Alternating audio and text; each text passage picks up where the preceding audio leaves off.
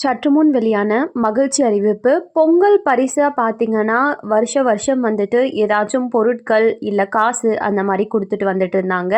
இப்ப வரக்கூடிய வருஷமான 2024ஆம் ஆண்டு பார்த்தீங்கன்னா, பொங்கல் பரிசு தொகுப்புன்னு சொல்லி ஒரு சில பொருட்கள் வந்து பட்டியல் வெளியிட்டிருக்காங்க. அது மட்டும் இல்லாம இது கூட சேர்த்து அமௌண்ட் ஏதாச்சும் குடுக்க போறாங்களா?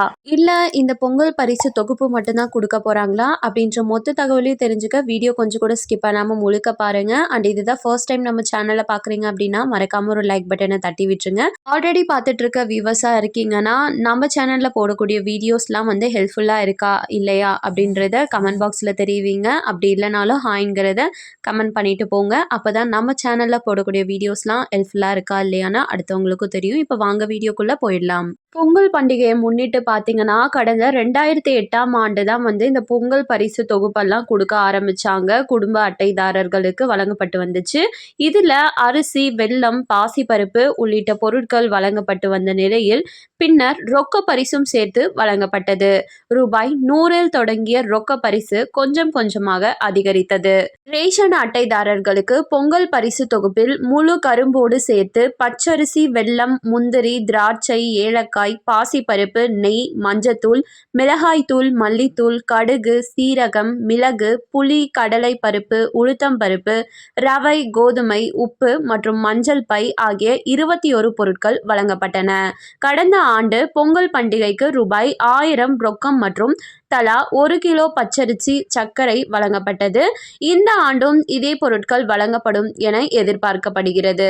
இந்த நிலையில் பொங்கல் பரிசாக ரூபாய் 1000 வழங்குவதற்கான நடவடிக்கைகளை தமிழக அரசு தற்போதே தொடங்கிவிட்டதாக தகவல்கள் வெளியாகியுள்ளன.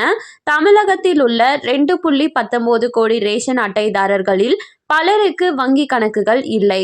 கடந்த வருடங்களாகவே போலவே இந்த முறையும் ரேஷன் கடைகள் வாயிலாக பொங்கல் பரிசு ரூபாய் 1000 ரொக்கமாக வழங்கப்பட உள்ளது.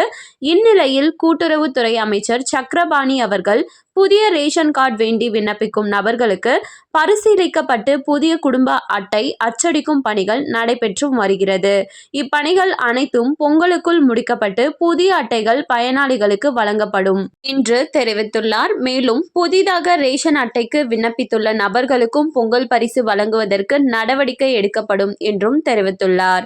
ஸோ என்ன சொல்லியிருக்காங்கன்னு பார்த்தீங்கன்னா, பொங்கல் பரிசு தொகுப்பா வந்துட்டு இந்த டைம் வந்து ரூபாய் 1000 ப்ளஸ் வந்து இந்த பச்சரிசி, வெல்லம் மட்டும் கொடுக்க போறதா தகவல் வெளியாயிருக்கு. அதற்கான இப்போ வந்து முயற்சிகள் நடந்துட்டு இருக்கு. 1000 ரூபா கொடுக்கறதுக்கான முயற்சிகள்னு சொல்லியிருக்காங்க. தகவல் வெளியாயிருக்கு. அது மட்டும் இல்லாம இந்த டைம் பார்த்தீங்கன்னா, யாரெல்லாம் புதுசா ரேஷன் கார்டுக்கு அப்ளை பண்ணியிருக்காங்களோ அவங்களோடத செக் பண்ணி அவங்களுக்கு ரேஷன் கார்டு பொங்கலுக்குள்ளே கொடுத்து அவங்களுக்கும் வழங்கப்படும். அது மட்டும் இல்லாம ரேஷன் அட்டை விண்ணப்பிச்சிருக்க நபர்களுக்குமே பொங்கல் பரிசு வழங்கப்பட இருக்கு அப்படின்ற மாதிரி தகவல் வெளியாயிருக்கு. வெயிட் பண்ணி பார்த்தா தான் தெரியும். ஸோ மொத்தத்தில் இந்த டைம் எல்லாருக்குமே வரும் அப்படின்னு தான் சொல்ல முடியும். மேலும் இது போன்ற கவர்மெண்ட் அறிவிக்கிற அனைத்து உண்மை தகவலையும் உடனுக்குடனே தெரிஞ்சுக்க மறக்காம நம்ம சேனலை சப்ஸ்கிரைப் பண்ணிக்கோங்க. அப்படியே இந்த வீடியோ பிடிச்சிருந்தா மறக்காம ஒரு லைக் பட்டனையும் தட்டி விட்டுருங்க. வேணுங்கிறவங்களுக்கு ஷேரும் பண்ணுங்க. தேங்க்யூ ஃபார் வாட்சிங்.